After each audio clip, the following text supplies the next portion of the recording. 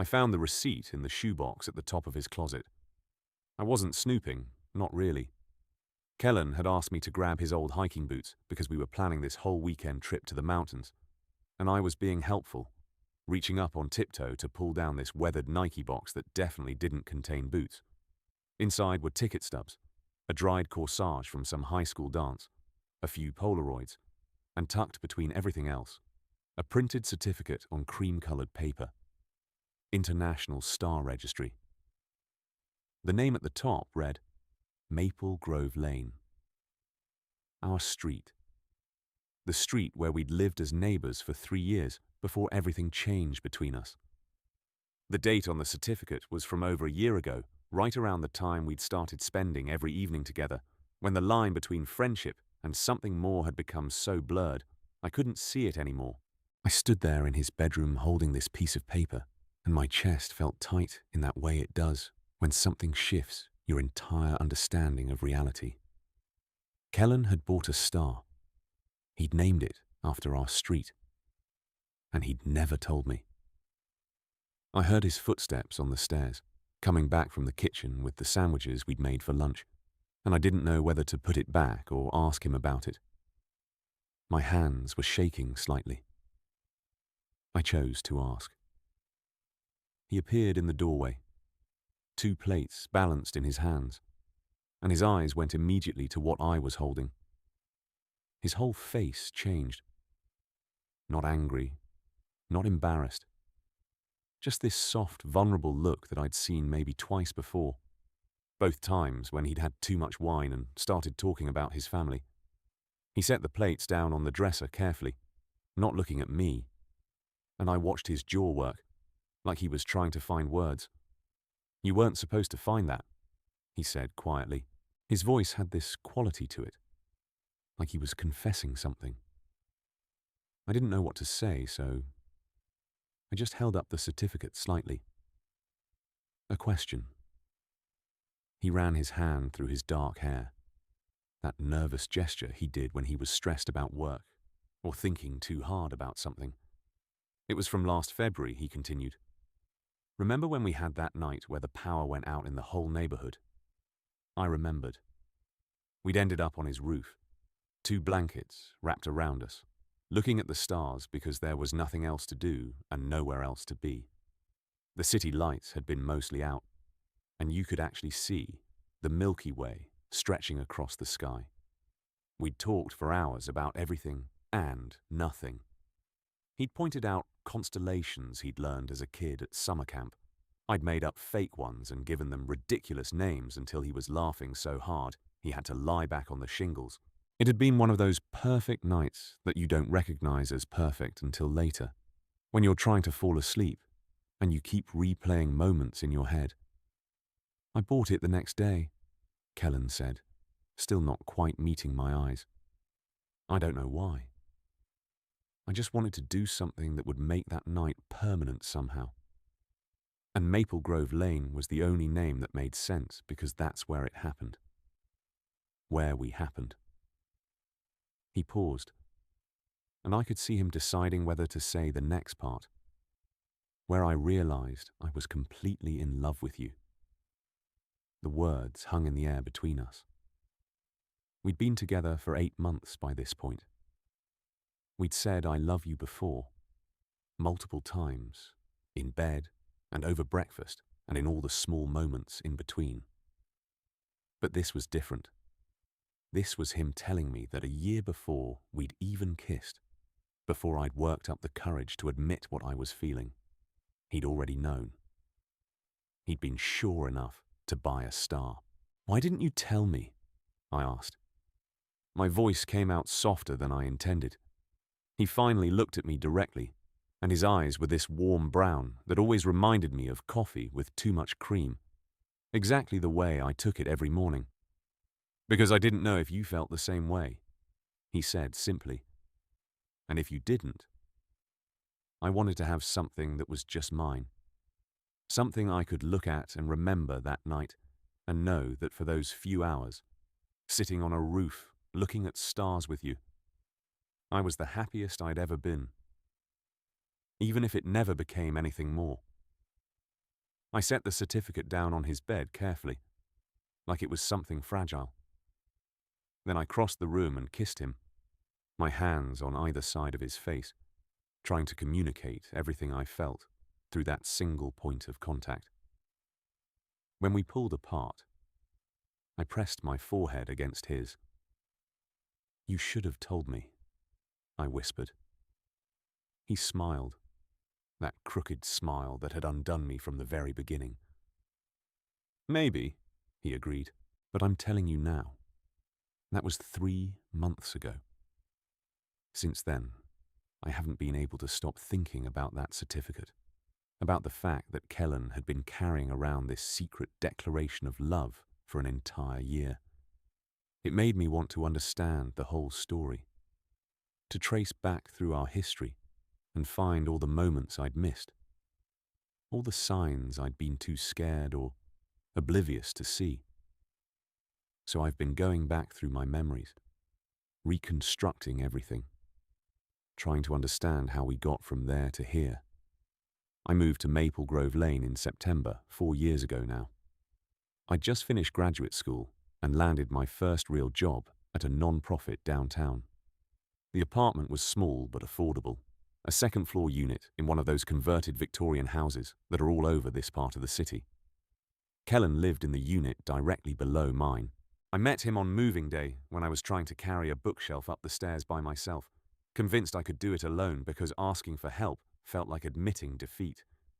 He'd appeared at the bottom of the staircase, this tall guy in a faded college t-shirt and paint-stained jeans, and offered to take the other end without making me feel stupid about it. That was the first thing I noticed about him, actually. He helped, without judgment. We got the bookshelf upstairs, and he invited me down for a beer once I was settled. I said maybe later, still in that mindset of keeping people at a distance, of not letting anyone too close. I'd just come out to my family 6 months earlier, and it hadn't gone well. My mum had cried.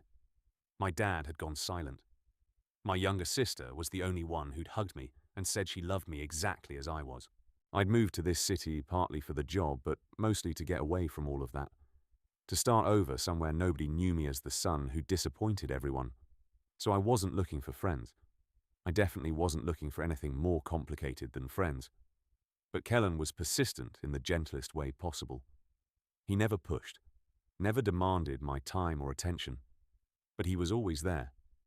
When I locked myself out of my apartment 2 weeks after moving in, he let me wait in his place while the landlord drove over with a spare key. We ended up talking for 2 hours. He was a graphic designer, freelance, working from home most days. He'd grown up in the suburbs, came out in college, had a long-term boyfriend who'd broken his heart 3 years ago, and he was still kind of recovering from it. He asked me questions about my work and actually listened to the answers. He made me laugh with stories about his disastrous attempts at cooking, showing me the scorch marks on one of his pots as evidence. After that, we fell into an easy rhythm. We'd run into each other getting mail or taking out trash, and those brief encounters would turn into longer conversations. He'd text me when he was making coffee in the morning to ask if I wanted a cup. I'd knock on his door when I ordered too much Thai food and needed someone to help me eat it.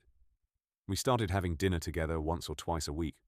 Nothing formal, just easy companionship. I told myself we were just neighbors who got along well. Friends, maybe, eventually. Looking back now, I can see how I was lying to myself. There were signs everywhere. Small moments that meant more than I let myself acknowledge. The way my heart would speed up slightly when I heard his footsteps on the stairs. How I'd catch myself listening for sounds from his apartment, tracking his presence without meaning to. The fact that I started caring about what I wore when I knew I might see him, choosing shirts that fit better, making sure my hair wasn't a complete mess. I told myself it was just normal social awareness, wanting to look presentable. But it was more than that. I was trying to be attractive to him specifically, even though I wouldn't admit it. The first time I really understood something was different was about 6 months after I'd moved in. It was late winter, one of those brutally cold February nights where the wind cuts right through your coat. I'd gone to the corner store to grab milk and bread, basic groceries, because my fridge was embarrassingly empty. On my way back, I saw Kellen sitting on the front steps of our building despite the cold, his breath making clouds in the air. He was staring at his phone with this expression I'd never seen before, something between angry and devastated. I almost walked past him. I had the groceries, my hands were freezing, and I wasn't good at dealing with other people's emotions. I'd spent so much of my life trying to manage my own feelings that taking on someone else's felt impossible. But something made me stop. Maybe it was the particular slump of his shoulders, or the way he was gripping his phone like he wanted to throw it. I sat down next to him on the cold concrete steps and asked if he was okay. He looked at me like he'd forgotten I existed, and then something in his face crumpled. "My ex just got engaged," he said. "He posted photos. They look really happy. And I know I'm supposed to be over it. It's been 3 years. But seeing it still hurts." He wiped at his eyes quickly, embarrassed. "Sorry, you don't need to hear about this." I set my grocery bag down, and without thinking too hard about it, I put my arm around his shoulders.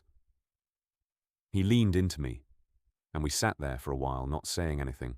I could feel the warmth of him against my side, despite the cold. And I remember thinking that this felt important somehow, being the person he could fall apart in front of. After a few minutes, he pulled himself together and apologized again. I told him he didn't need to apologize for having feelings. He looked at me with this grateful expression that made my chest ache. We went inside, and I ended up staying in his apartment until almost midnight, talking about heartbreak and moving on and all the ways relationships could destroy you. He told me about his ex, a guy named Marcus who'd been his whole world, until Marcus decided he wanted to explore other options and left Kellen for someone he'd met at a conference. I told him about my family, about coming out and losing the easy relationship I'd had with my parents, about feeling like I'd traded one version of myself for another and still wasn't sure who I actually was. It was the most honest I'd been with anyone in months, maybe years. When I finally went upstairs to my own apartment, I lay in bed unable to sleep, replaying the entire evening. The way Kellen had felt leaning against me. The sound of his voice when he talked about being hurt. The fact that I'd wanted to fix it for him. To take away his pain with an intensity that surprised me. I told myself it was just empathy, just normal human compassion. But somewhere underneath that, in a place I wasn't ready to examine, I knew it was something else. After that night, we got closer. The dinners became more frequent, 3 or 4 times a week. We started watching movies together, alternating who picked. He introduced me to his favorite coffee shop, a tiny place 2 blocks over where they knew his order by heart. I brought him to the used bookstore I'd been going to since I moved here, and we spent hours browsing the shelves, reading passages aloud to each other, arguing about which books were worth buying. We developed inside jokes, the kind of shorthand that only makes sense to 2 people who spend too much time together. My co-workers started asking about him. I'd mention Kellen casually in conversation, a story about something funny he'd said or something we'd done over the weekend, and they'd exchange these looks. My friend Priya finally asked me directly if we were dating. I'd laughed it off, said no, we were just friends. He was my neighbor. She'd raised her eyebrows in that knowing way she had, and said that I talked about him, the way people talked about their partners. I'd insisted she was wrong. But after that conversation, I started paying attention to how often I brought him up. How many of my stories started with Kellen and I. It was a lot. More than I wanted to admit. Spring came, and with it this restless energy I couldn't shake. I'd been at my job for almost a year, living in the city for almost a year, and I still felt like I was waiting for my real life to start. I went on a few dates, mostly through apps, trying to convince myself I was ready for a relationship.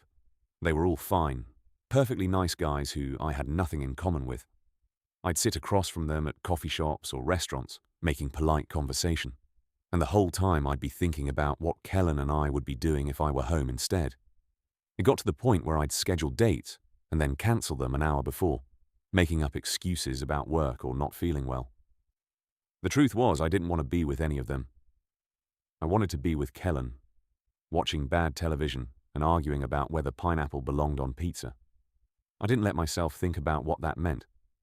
I was good at not thinking about things, at pushing down feelings until they became manageable background noise.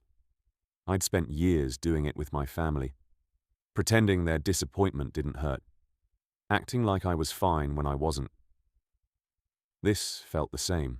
If I didn't examine it too closely, if I kept it vague and undefined, I could maintain the friendship without risking everything by wanting more. Then came the night on the roof, the power outage that changed everything even though I didn't know it at the time.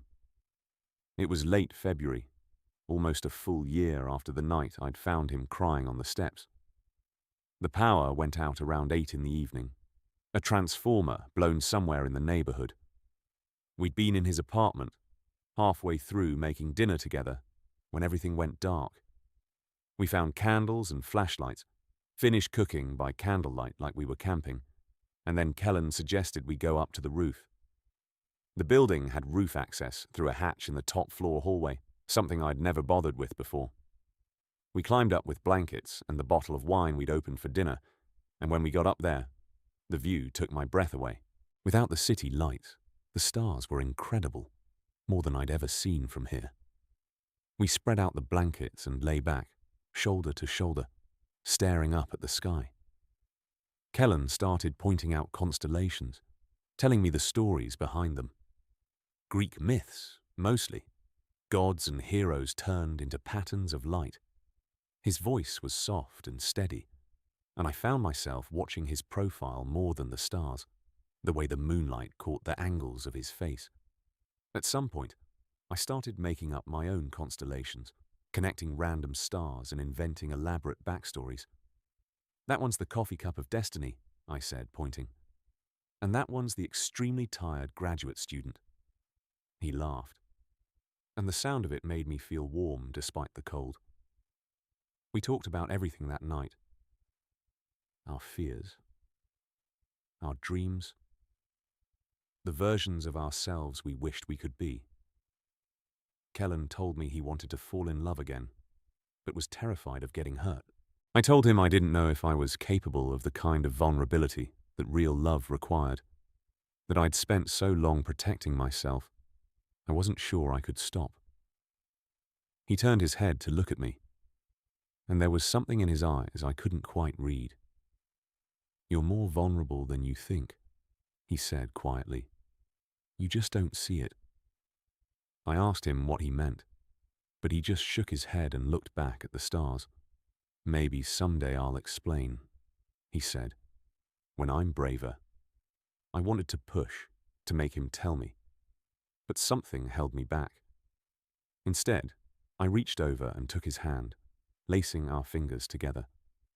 We stayed like that for hours, holding hands under the stars, not talking about what it meant. When the power came back on around midnight, the street lights flickering to life one by one, we packed up the blankets and climbed back down.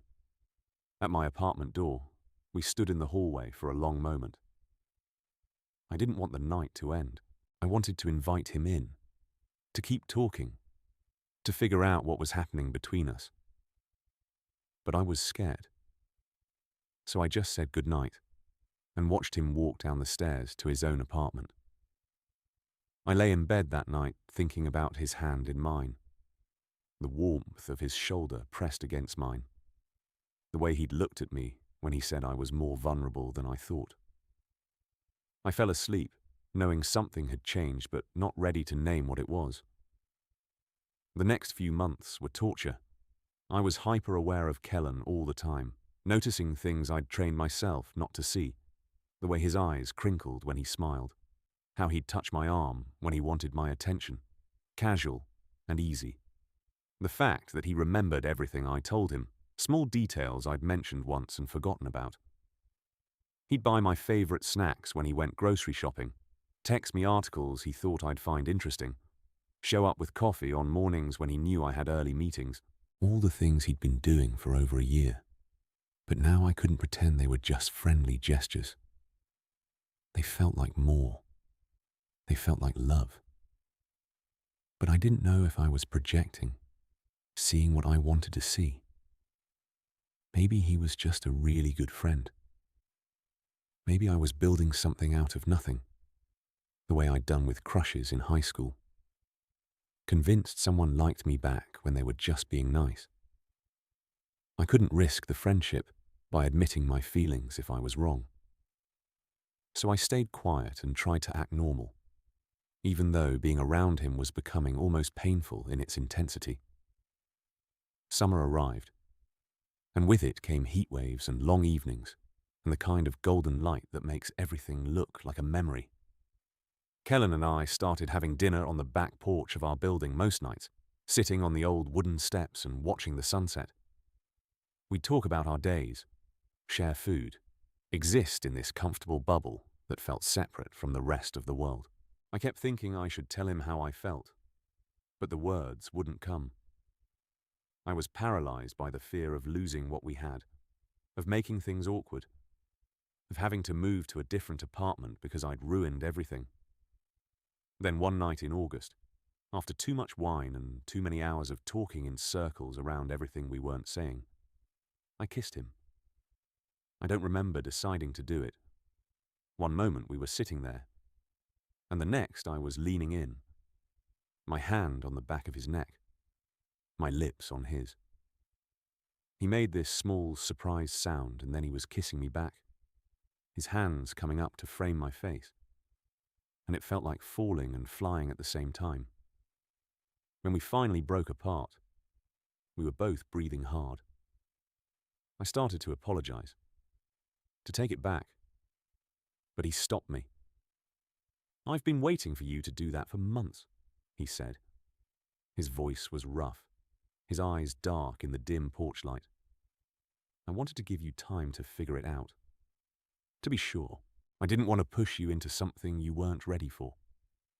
I kissed him again, and again, and we ended up in his apartment, stumbling through the door, not bothering to turn on lights. That night was the beginning of everything, the moment when we stopped pretending and let ourselves be what we'd been dancing around for over a year. The next morning, waking up in his bed, I felt terrified and exhilarated in equal measure. This was real. We were real. All the feelings I'd been pushing down were out in the open now, and there was no taking them back. Kellen must have sensed my panic because he pulled me closer and told me we'd figure it out together, that we didn't have to rush anything, that we could take it as slow as I needed. That helped. Having him be patient with me, understanding that I was still learning how to let someone in. We spent the next few weeks in this honeymoon phase, unable to keep our hands off each other, staying up too late talking about everything we'd been holding back. He told me about all the times he'd almost said something, almost made a move. The night on the roof, obviously, but also dozens of smaller moments. Times when I'd fallen asleep on his couch during movies and he'd just watched me, memorizing my face. Mornings when I'd shown up at his door for coffee and he'd had to stop himself from kissing me hello. The time we'd gone hiking and I'd grabbed his hand to help him over a stream, and he'd held on longer than necessary, hoping I'd notice. I had noticed, I realized. I'd noticed all of it. I'd just been too scared to believe it meant what I wanted it to mean. I told him about my side of things too. How I'd been attracted to him from the beginning but convinced myself it was just aesthetic appreciation. How I'd started comparing every date to him and they'd all come up short. The way I'd catch myself staring at him when he wasn't looking, cataloguing details like I was trying to draw him from memory. How the thought of him dating someone else made me irrationally angry. even though I had no claim on him. He listened to all of it with this soft smile, like I was confirming things he'd already known. We fell into a relationship easily, naturally, like it was something we'd been doing all along and had just made official. Most nights, I slept at his place, or he slept at mine. We cooked together, did laundry together, existed in each other's space like we'd always been there. My co-workers met him at a happy hour and loved him immediately. His friends, who I'd met casually over the past year, started inviting me to things as Kellen's boyfriend, and hearing that word applied to me felt surreal and perfect. But there were hard moments too. I had a panic attack one night, overwhelmed by how much I felt for him, terrified that I was going to mess it up, or that he'd realize I wasn't worth the effort. He held me through it, talking me down, reminding me that love wasn't something I had to earn or prove myself worthy of. It was just something we were choosing, every day, together. I called my sister for the first time in months and told her about him. She was thrilled, demanded to meet him, asked why I'd waited so long to say something. I didn't have a good answer except that I'd been scared of being happy, scared that admitting I had something good meant it could be taken away. Kellen was patient with all of it, with my anxiety and my tendency to overthink everything and my occasional need to pull back and process alone. He gave me space when I needed it and pulled me close when I needed that instead. He learned to read my moods, to tell the difference between when I needed to talk and when I just needed to exist quietly in the same room as him. I learned to trust him, slowly, in increments, to believe that he meant it when he said he loved me, that he wasn't going anywhere, that I didn't have to be perfect for him to stay. And then, 3 months ago, I found that certificate. The star named Maple Grove Lane, bought a year before we got together, proof that he'd loved me long before I was brave enough to love him back. It recontextualized everything, made me see our entire history through a different lens. All those months when I'd thought I was alone in my feelings, he'd been feeling the same thing. We'd both been scared, both been waiting, both been hoping the other person would make the first move. Since finding it, I've thought a lot about timing, about how easily we could have missed each other. If I'd been braver earlier, if he'd been more direct, we could have had an extra year together. But maybe we needed that time. Maybe I needed those months of friendship to learn to trust him, to see him as someone safe, before I could risk being in love with him. Maybe he needed to be sure I was worth waiting for, that I wouldn't run the first time things got difficult. Last week, I did something I've been planning since I found the certificate. I went to the same star registry website and bought a second star. I named it Kellen, just his name, simple and clear. When the certificate arrived, I framed it next to the one for Maple Grove Lane. Last night, I gave it to him over dinner, told him that if he got to name a star after the place where we fell in love, I got to name one after the person I fell in love with. He cried, which made me cry, and we ended up on his couch holding each other, talking about how lucky we were to have found this, to have found each other. He told me again about that night on the roof, about lying next to me under the stars and knowing with complete certainty that he wanted to spend the rest of his life having moments like that with me. I told him that I felt the same way now, that every day with him felt like coming home to a place I didn't know I'd been searching for. We're talking about moving in together officially, maybe finding a bigger place, though part of me loves the fact that we live in the same building where we met. There's something poetic about it, about the way our story is tied to this specific place, this street, these stairs we've climbed thousands of times. Maple Grove Lane will always mean something to us, even if we eventually leave it. It's where we became us. Sometimes I think about alternate versions of our story. What if I hadn't moved into that apartment? What if I'd been too proud to accept his help with the bookshelf that first day? What if I'd walked past him that night on the steps instead of stopping to ask if he was okay? What if I'd never found that certificate, never known that he'd loved me for so long? Every version of events where we don't end up together feels like a tragedy, a loss of something irreplaceable. But this is the version we got. The one where we were both scared and brave in turns, where we took our time, where we built a friendship solid enough to support the weight of everything that came after. The one where he bought a star and kept it secret for a year, a private declaration of love he wasn't sure he'd ever get to share. The one where I finally stopped running from my own feelings and let myself fall.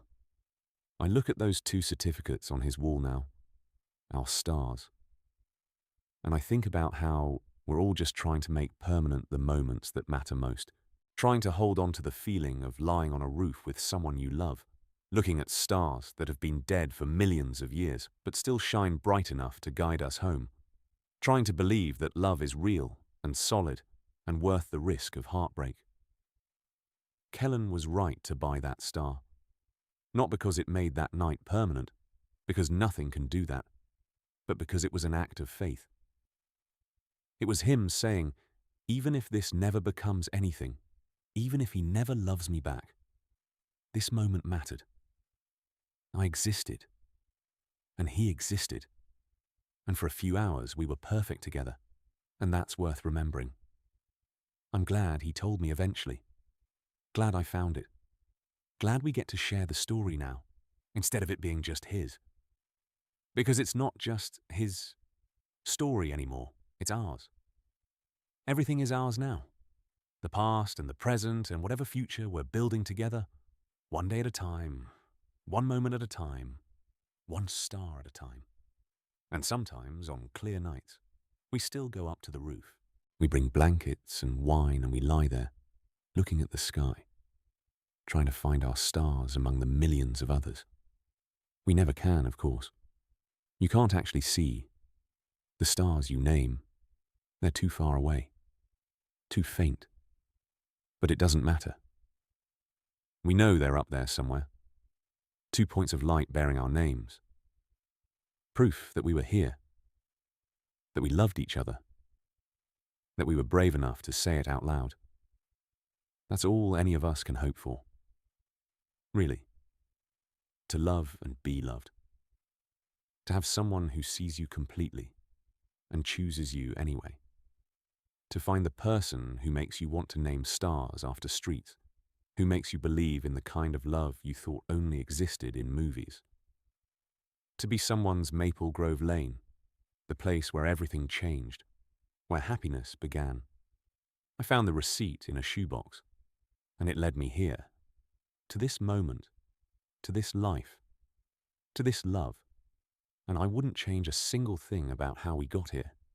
Not the fear or the waiting or the year of silence, because it's all part of the story, the one we'll tell someday when people ask how we met, how we knew. We'll tell them about stars and roofs, and the courage it takes to love someone out loud. We'll tell them about Maple Grove Lane, and they'll understand. Or they won't. But it won't matter. Because it's ours, this story, this love, these stars. And that's enough. That's everything.